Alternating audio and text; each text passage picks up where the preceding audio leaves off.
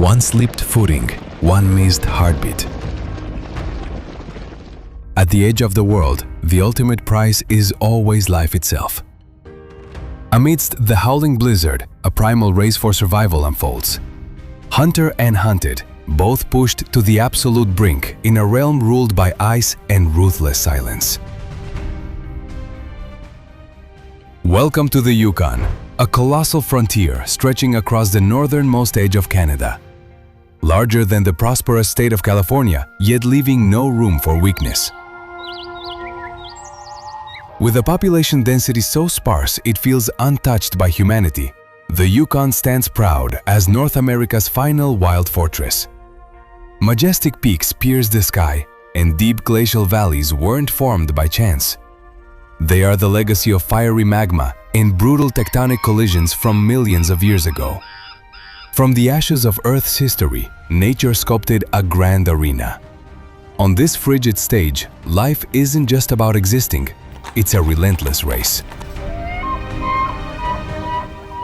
And when the first biting winds of autumn sweep through, the prelude to one of Earth's greatest migrations officially begins. The Yukon Territory is the eternal battleground of the nomads of the north, the Porcupine caribou herd. As autumn fades, the razor-sharp cold begins to bite into flesh. That is the signal. Tens of thousands of lives abandon their high Arctic grazing grounds in unison, embarking on an epic journey of over 1,500 miles. Their destination? Expansive river valleys where they must find food before the grim reaper of winter locks the entire landscape beneath thick ice. To survive, evolution has forged them into perfect biomechanical machines.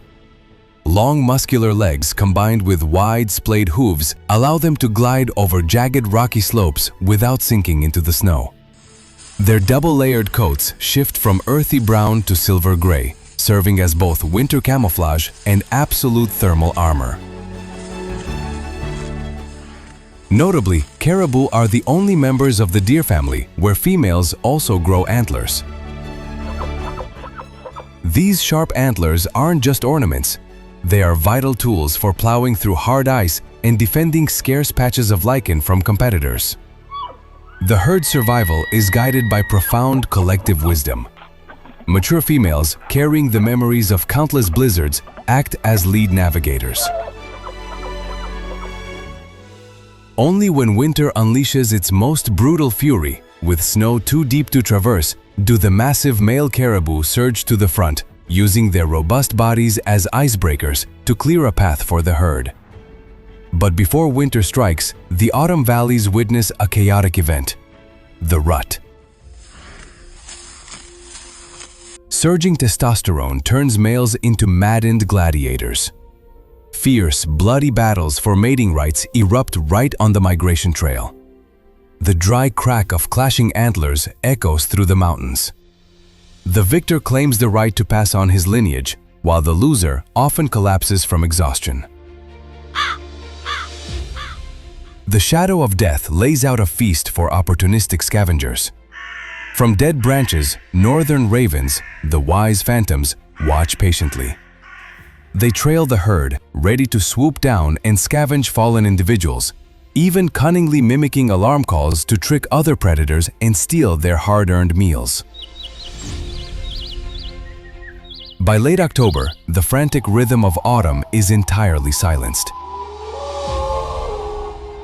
The Yukon now belongs to the proudest and most ruthless emperor, winter.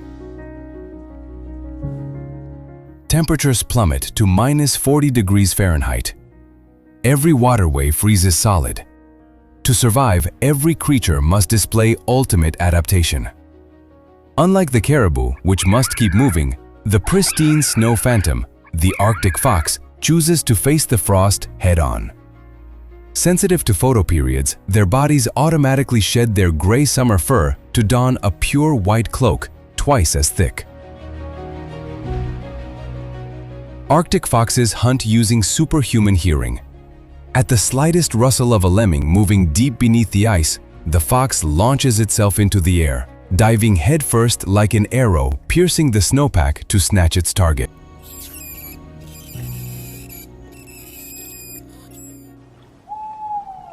But from the skies above, another supreme predator is lurking.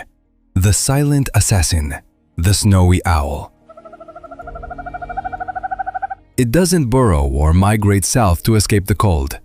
Instead, it stands defiantly on gray cliffs.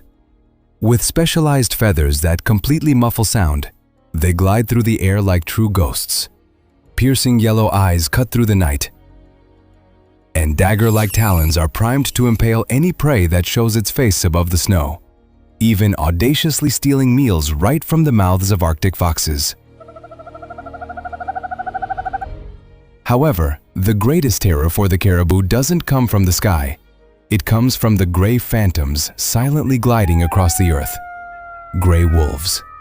Operating in packs with iron discipline, gray wolves are the North's most perfect hunting machines. Using masterclass pack tactics, they drive the caribou herd for dozens of miles, astutely locking onto the young, weak, or old. This ruthless culling by the wolves, in nature's grand design, is actually a purification process, ensuring only the most excellent genes endure in the rest of the herd. To combat starvation and pursuit, caribou trigger an evolutionary miracle, a state of lowered physiological metabolism. Body temperature drops, heart rate slows. They walk like the living dead, burning their final drops of fat reserves, patiently awaiting the sun. Such resilience is eventually rewarded. As the sun climbs higher, the icy armor shatters. Spring floods in, bringing the rebirth of lush green pastures along the Beaufort Sea. This is the calving sanctuary for the herd. Tens of thousands of fragile calves are born, wobbling as they take their first steps. Yet the cycle of survival never truly stops. The warm spring also awakens the muscle lords of the ancient forest from their long winter slumber. Grizzly bears, black bears, and the giants, polar bears, all converge. Nursing ravenous stomachs after months of fasting, the bears turn the spring valleys into a brutal slaughterhouse. With explosive speed, an adult grizzly can slaughter up to 6 caribou calves in a single day. The new mothers are instantly swept into a fresh exodus, forced to push their fragile young to keep moving and escape the claws of death. To survive, life is forced upward. Up to the desolate, wind-swept peaks. In a vertical kingdom thousands of feet high, far above the tree line, the architects of balance reign supreme. Mountain goats and Dall sheep, with flexible rubber-like hoof pads, effortlessly leap across sheer rock walls. One slight misstep means a free fall into the abyss.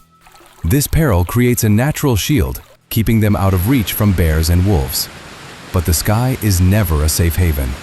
The Lord of the Skies, the golden eagle, spreads its massive wings.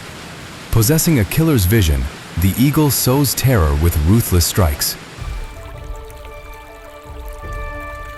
They hug the cliff faces to conceal their shadows, then dive bomb out of nowhere.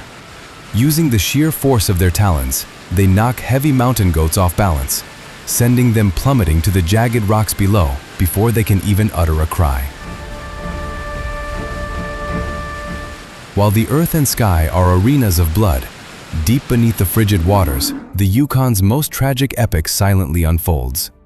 The homecoming of the Chinook salmon.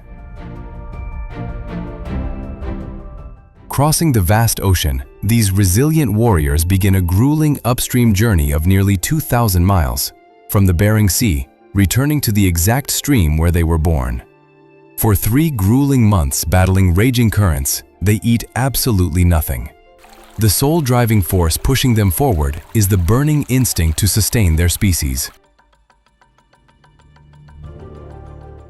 This journey is a one-way ticket. Right after spawning and fertilizing, exhausted and battered, the salmon take their final breath. But their death is the genesis of new life. Tens of thousands of decaying salmon carcasses release a massive payload of marine nutrients into the heart of the continent. Their flesh and blood feed the bears, the birds, and breathe life into the barren taiga forests themselves. The Chinook salmon aren't just animals, they are the beating heart of the Yukon, the magnificent bridge transporting life from the ocean to the deep interior. However, nature's perfect symphony is in danger of being silenced forever. A silent yet devastating crisis is underway. Climate change is accelerating the degradation of the permafrost. The Earth is cracking, releasing toxic gases trapped for millennia. Global warming paves the way for shrubs and temperate species like the red fox to march northward, brazenly invading territory and pushing the native Arctic fox to the brink of collapse. The legendary Chinook salmon populations are also plummeting at alarming rates due to habitat loss. The wild phantoms of the Yukon now face an enemy that neither swift legs nor sharp claws can fight. Faced with the fractures of Mother Earth, humanity cannot simply stand by. From replanting native forests to restore caribou migration corridors, to setting up monitoring networks tracking shifts in the earth, to the strictest fishing bans. By combining modern technology with a profound reverence for the ancient wisdom of indigenous peoples, the guardians of the North are desperately trying to salvage the heartbeat of this great river. The Yukon is not just a remote land on a map. It is the lungs, a part of our planet's very breath. The blood-soaked survival song of the caribou, the magnificent sacrifice of the salmon, the sheer grit of the snow phantoms, they all remind us of one truth. Humans do not stand above nature, we are merely a link in its fragile and sacred web. Protecting the Yukon isn't about saving a piece of land, it's about preserving the survival of the natural world itself. Which creature in this harsh battle for survival amazed you the most? Let us know your thoughts in the comments below. Don't forget to hit the like button, subscribe to the channel, and turn on the bell icon to join us decoding nature. Your support is the spark of hope for the wild kingdom of the Yukon. See you next time.